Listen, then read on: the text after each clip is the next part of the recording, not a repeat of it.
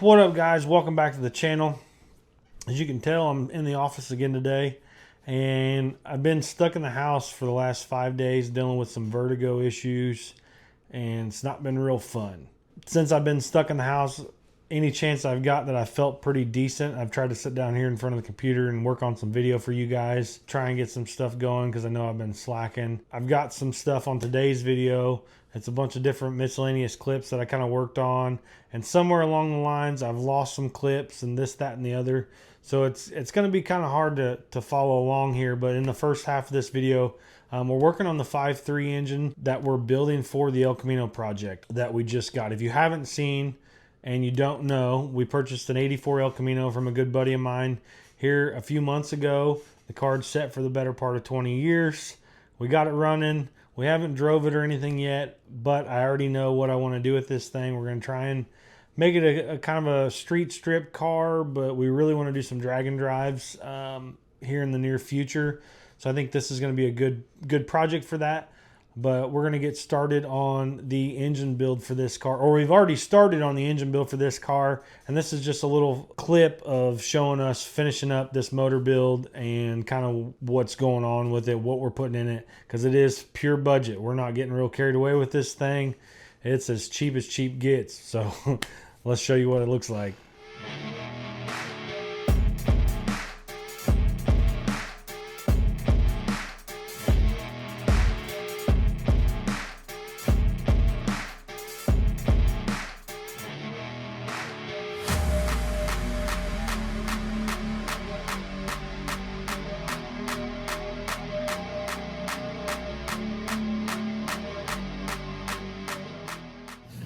All right, guys, we're out in the shop and we are messing with the budget build 5.3 for the El Camino project.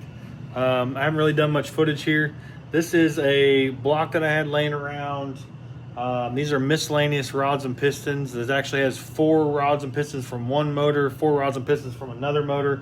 They're all kind of mixed matched. Ring gaps range anywhere from 28 and 30 on the top and second ring to, I think a few of them actually are like 30 and 32. It's been ball honed. We're just going to send it on that. We put a old beat up 1839P cam that I got from a buddy of mine that was in a motor that blew up, had some nicks and stuff on the journals. We went ahead and just washed it, threw it in here. We did put new cam bearings in this thing. This is as budget as it gets. The cylinder heads on this thing were some pretty roached up 862s. I went through and lapped all the valves in. I don't know if I've got any footage of that, but I went through, lapped all the valves in, put a set of used valve springs and retainers in these heads, put new valve seals in them, and the casting was pretty nasty, so I'm actually going to paint them black. So this motor is going to be all black. Yeah, so we've got the Chinese head studs. Yeah, the back 4 cylinders are rods and pistons out of one motor, and then the front 4 are rods and pistons out of another motor. They were actually brand new rods and pistons out of a motor. I mean, brand new, lightly used, but it was like a low mileage takeout. A few of the pistons actually had rings that were stuck on them. I couldn't get them off.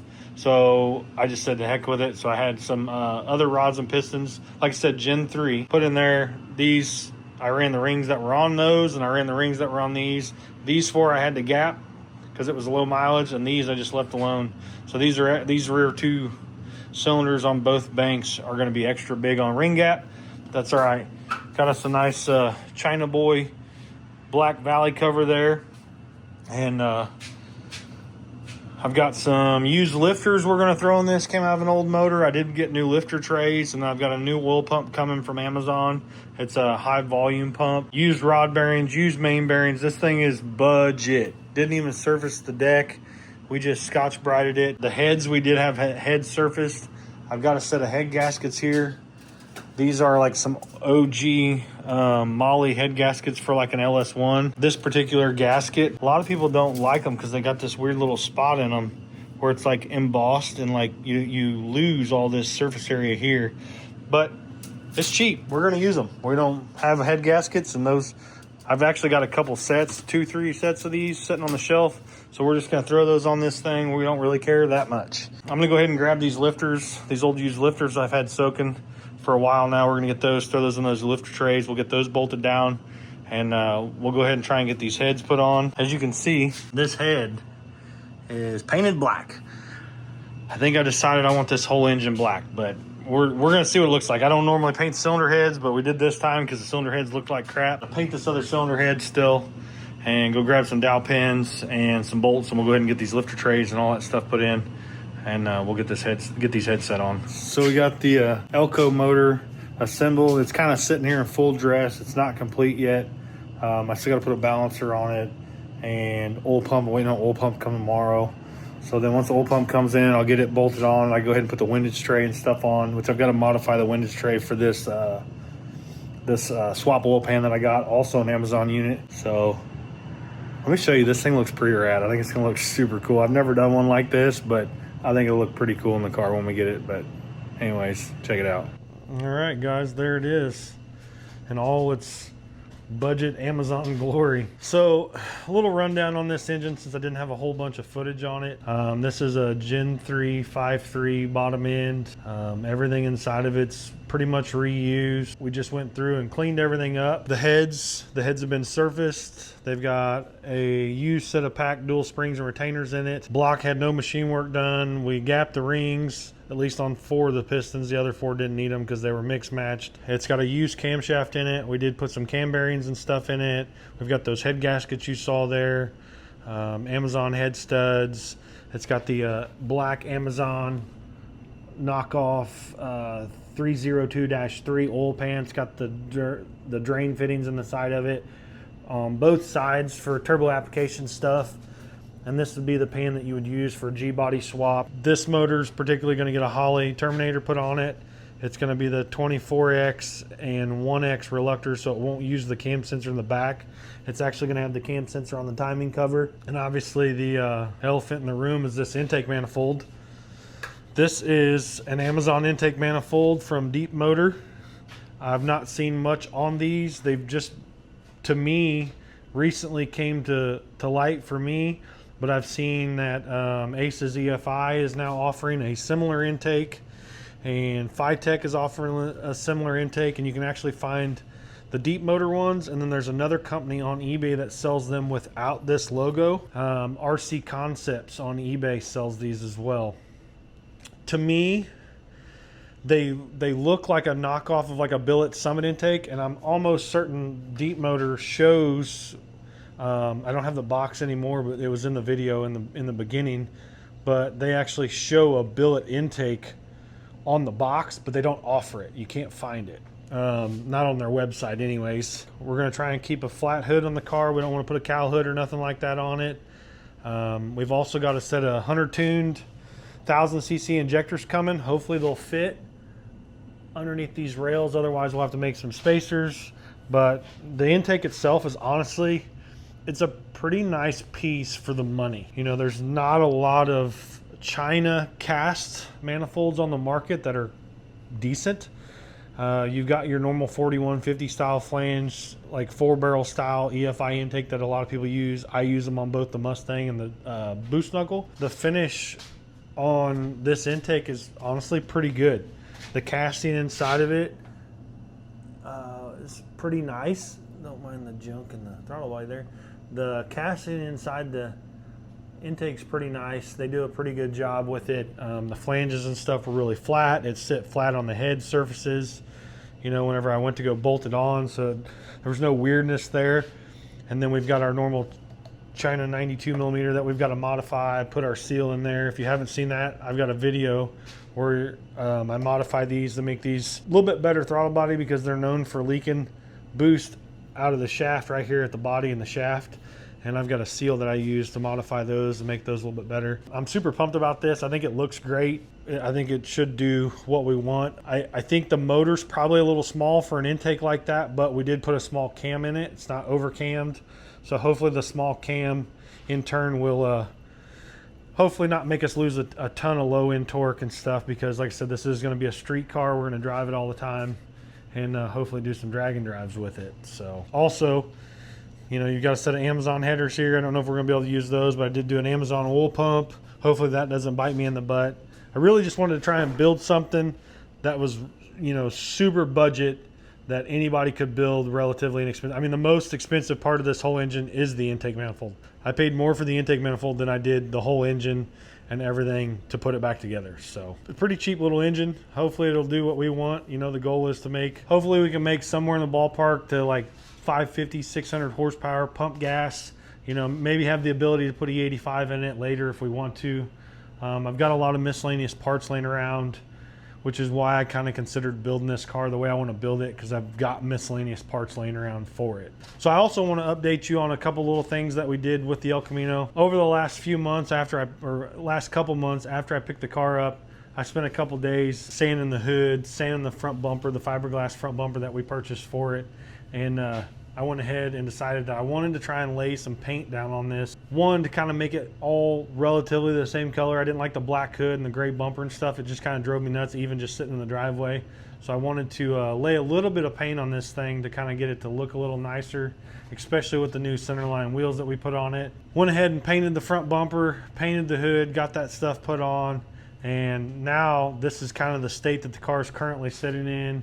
And I absolutely love it. Very rough car, but I think it's just going to be a blast when the time comes and we go to get this thing out on the road and try and do some drag and drives with it. So I'm super pumped about it, and I think it'll be a neat little project. A lot of people have liked the G-body stuff. You know, as far as my buddy Eric's Malibu that we built, that content has done really well. So I think the G-body El Camino stuff should do pretty well as well.